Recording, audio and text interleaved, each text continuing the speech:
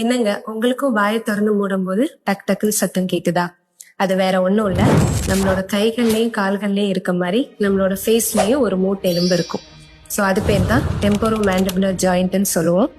அதுல ஒரு டிஸ்க்னு ஒன்று இருக்கும். அதுதான் நம்ம வாயை திறந்து மூடும்போது நம்மளுக்கு யூஸ்ஃபுல்லா இருக்கும். நம்ம சாப்பிட்றதுக்கும் அதுதான் யூஸ்ஃபுல்லா இருக்கும். ஸோ அதுல ஒரு சின்ன சேஞ்சஸ் வந்துச்சு அப்படின்னா அது நழுவி போகும்போதும் நழுவி வரும்போதும் நம்மளுக்கு அதுல சவுண்டு கேட்கும். அதுதான் டிஎம்ஜி கிளிக்கிங் சவுண்டுன்னு சொல்லுவோம். இது எதனால வருது அப்படின்னு பாத்தீங்கன்னா, நம்மளுக்கு பற்கள் வரிசை இல்லாம இருக்கிறதுனாலையும், சில பேர் பின் பற்கள் எதுவுமே இருக்காது, முன்னாடி பற்களை வச்சு மென்னு சாப்பிட்றாங்க அப்படின்னாலும் நம்மளுக்கு அந்த ப்ராப்ளம் வரும். இதை எப்படி சரி பண்ணலான்னு பாத்தீங்கன்னா, ஸ்பிளிண்ட் அப்படின்னு சொல்லுவோம். பாக்குறதுக்கு ரப்பர் மாதிரி இருக்கும். ஸோ உங்களோட தாடைக்கு ஏற்ற மாதிரி நம்ம அதை அளவெடுத்து பண்ணணும். 6 மாசத்துல இருந்து 8 மாசம் போட்டோம் அப்படின்னா உங்களுக்கு அந்த சவுண்ட் கொஞ்சம் கொஞ்சமா சரியாயிரும். இந்த சவுண்டே நம்மளுக்கு வலியா கன்வெர்ட் ஆகுது அப்படின்னா அது என்ன பண்ணலாம் அப்படின்றத நம்ம பார்ட் 2 வீடியோல பார்ப்போம். தேங்க்யூ.